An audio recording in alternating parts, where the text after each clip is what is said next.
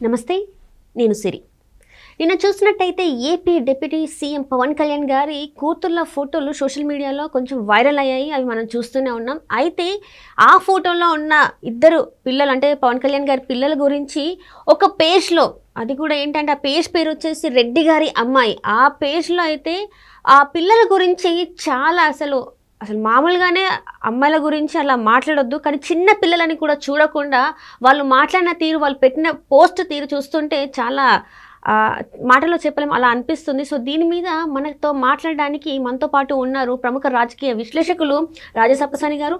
నమస్కారం sir. Sir ఇప్పుడు చూస్తుంటే అసలు ఆడపిల్లలు అంటే ఎందుకు ఇంత చిన్న చూపు నాకు ఇప్పటికీ అర్థం కావట్లేదు సార్.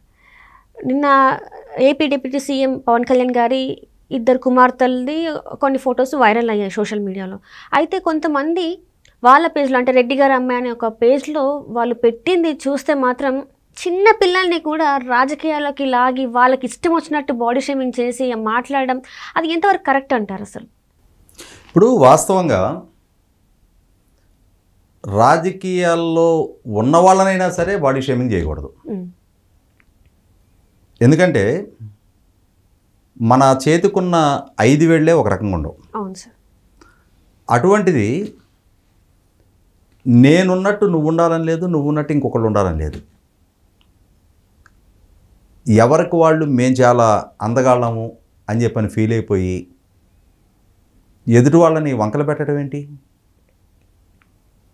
అసలు అందం అనే దానికి నిర్వచనం ఏంటి?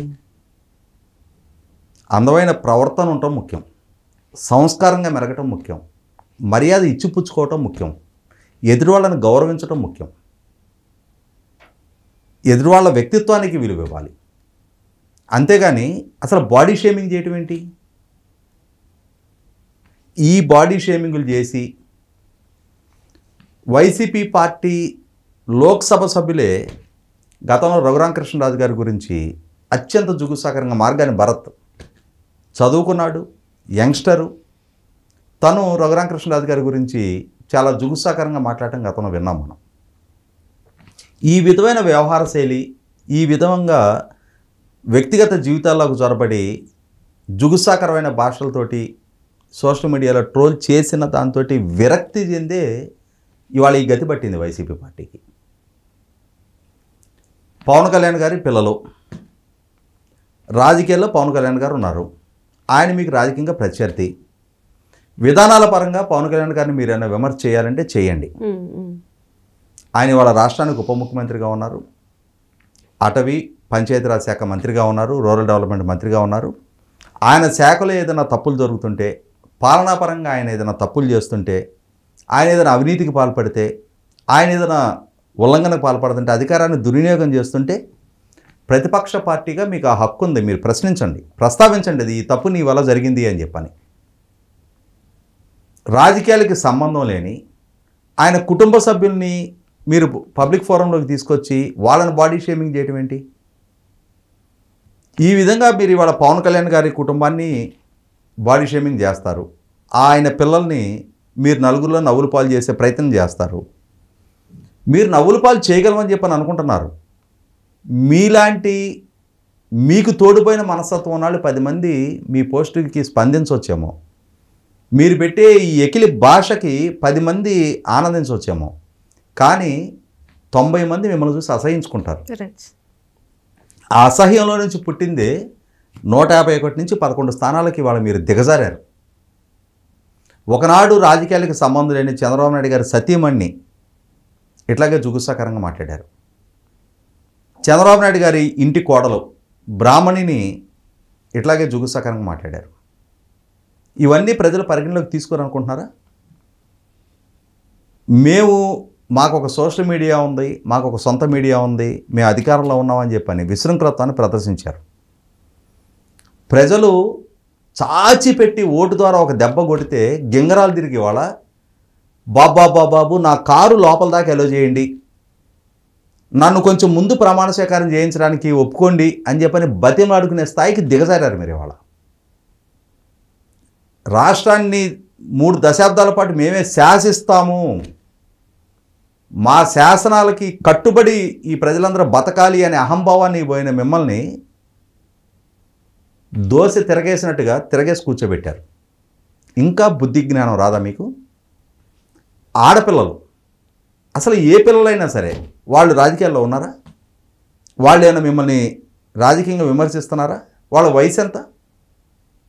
ఇవాళ వాళ్ళని బాడీ షేమింగ్ చేసి వాళ్ళని జుగుసాకరమైన వ్యాఖ్యలతోటి మీరు ట్రోల్ చేయటం మొదలుపెట్టి మీ సంస్కారపు స్థాయిని మీరు బయటపెట్టుకుంటున్నారు. ఇదే విధమైన సంస్కారపు స్థాయి ప్రదర్శించి వాళ్ళ మీకు ఈ గతి పట్టించారు. నాయకుడిగా జగన్మోహన్ రెడ్డి గారు, రాష్ట్రానికి ముఖ్యమంత్రిగా జగన్మోహన్ రెడ్డి గారు, పార్టీ నాయకుడిగా జగన్మోహన్ రెడ్డి గారు, మీ శ్రేణులు ఈ దిగజారుడు ప్రవర్తిస్తున్న రోజే కట్టడి చేస్తున్నట్టయితే హైకోర్టు న్యాయమూర్తుల్ని, ప్రతిపక్ష పార్టీల మహిళా నాయకురాలని జుగుసాకరంగా ట్రోల్ చేస్తున్న రోజే కట్టడి చేస్తున్నట్టయితే, ఎందుకంటే ఈ జగన్మోహన్ రెడ్డి గారు కూడా ఒక తల్లికి కొడుకు, ఒక చెల్లి కన్నా, 2 ఆడబిడ్డలకు తండ్రి, ఇవన్నీ మర్చిపోయారు. అంటే ఆయన సొంత వాళ్ళకి ఆయన విలువట్లేదు కదా సార్. చెల్లిని బయటికి పంపించేశాడు, తల్లిని కూడా బయటికి ఆయనకి 2 ఆడబిడ్డలు ఉన్నారు. ఇప్పుడు మీరు ఈ విధంగా ప్రవర్తించారు కదా అని చెప్పని పవన్ కళ్యాణ్ గారి అపంశుభం తెలియని కూతుళ్ళని తీసుకొచ్చి ఈ రకంగా ట్రోల్ చేశారు కదా అని చెప్పని జగన్మోహన్ రెడ్డి గారి కూతుళ్ళ ఫోటోలు కూడా తీసుకొచ్చి, వాళ్ళకి రాజకీయాలతో సంబంధం లేదు, వాళ్ళు ఎక్కడో విదేశాల్లో చదువుకుంటున్నారో, ఉద్యోగాలు చేసుకుంటున్నారో, వ్యాపారాలు చేసుకుంటున్నారో, ఇక్కడున్న డే టు డే రాజకీయ ఎఫైర్స్ తోటి వాళ్ళకి సంబంధమే లేదు. రాజకీయంగా జగన్మోహన్ రెడ్డి గారితో విభేదిస్తే నిక్కచ్చిగా నికార్సుగా మొగాడులాగా ఆయన మొహాన విమర్శ చేయాలి. అంతేగాని ఎక్కడో చాటునున్న అసలు కుటుంబ సభ్యులు, రాజకీయాలకు సంబంధం లేని కుటుంబ సభ్యుల్ని నలుగురిలోకి తీసుకురావడం ఏంటి? అంటే ఇక్కడ ముందు అందులో కూడా ఆడపిల్లలు అనేటప్పటికి సాఫ్ట్ టార్గెట్, ఏమైనా మాట్లాడవచ్చు, ఏమైనా రాయొచ్చు, ఏమైనా ట్రోల్ చేయొచ్చు. వీళ్ళకి లేరా ఇళ్ళల్లో ఆడపిల్లలు? అసలు లేనాళ్ళు ఎవరు? నీకు చెల్లి లేకపోవచ్చు, నీకు తల్లి లేదా, నీకు కట్టుకున్న భార్య లేదా, నీకు పుట్టిన కూతుళ్ళు లేరా? పైగా ఈ అకౌంటు రెడ్డి గారి అమ్మాయి ఒక ఆడపిల్ల పేరిట చాలా మనవుతుంది. సిగ్గుందా? మనిషి పుట్టకే పుట్టావా నువ్వు ఒక మహిళవు అయ్యుండి నీ దగ్గర విధానపరంగా విమర్శించే సరుకు లేనప్పుడే పవన్ కళ్యాణ్ గారిలో ఎత్తి చూపే లోపాలేమి మీ కంటికి కనపడినప్పుడు ఏదో ఒక విమర్శ చేయాలి కదా అని చెప్పని వాళ్ళ పిల్లల ప్రస్తావన తీసుకొస్తారా? వాళ్ళ ఫోటోలు పెట్టి ట్రోల్ చేస్తారా? ఎంత జుగుసాకరమైన ప్రవర్తనకు దిగజారుతున్నారు. మీరు దిగజారటం కాదు, మీరు ఒక పార్టీ ప్రతినిధులుగా చలామణి అవుతున్నప్పుడు మీ పార్టీకి మీ దిగజారుడుతనాన్ని అంటిస్తూ ఉన్నారు, మీ మరక వాళ్ళకి పోస్తూ ఉన్నారు. గతంలోనే వహించింది, ఆ పెనాల్టీ ఇప్పటికే పే చేసింది. భవిష్యత్తులో కూడా వీళ్ళు మారరు. ఎట్టి పరిస్థితుల్లో వీళ్ళని మనం పరిగణలోకి తీసుకోవాల్సిన అవసరమే లేదు. వీళ్ళకి మనం విధించిన శిక్ష సరైనదే అని చెప్పని వాళ్ళ ప్రజలు భావించడానికి మీరే ఆస్కారం కలిగిస్తూ ఉన్నారు. మీలో మార్పు చెందితే, పరివర్తన చెందితే, గతంలో మేము తప్పు చేసాము, భవిష్యత్తులో అటువంటి తప్పు చెయ్యము అని చెప్పని పశ్చాత్తాపం వ్యక్తం చేస్తే భవిష్యత్తులో అయినా ప్రజలు మిమ్మల్ని పరిగణలోకి తీసుకోవడానికి ఆస్కారం ఉంటుంది. కాదు మేము ఇదే వైఖరి కనపరుస్తాం, ఈ దిగజారుడితోటే మా రాజకీయాన్ని కొనసాగిస్తాము అని అంటే మిమ్మల్ని ఎందుకు పరిగణలోకి తీసుకోవాలి? అసలు మీ పార్టీ అనేది ఒకటి ఉందనేది ఉనికి కూడా మర్చిపోతారు మీరే. మీరేదో జగన్మోహన్ రెడ్డి గారికి చాలా లాయల్గా మేము ఆయనకు ప్రచారం చేస్తున్నాం అనుకుంటున్నారేమో, కానీ మిమ్మల్ని ప్రోత్సహిస్తున్న పాపానికి, మిమ్మల్ని పెంచి పోషిస్తున్న పాపానికి ఖచ్చితంగా ఈ విధమైన తిరస్కారం ప్రజల నుంచి ఎదురుకావడానికి జగన్మోహన్ రెడ్డి గారు పెట్టి పుట్టారు.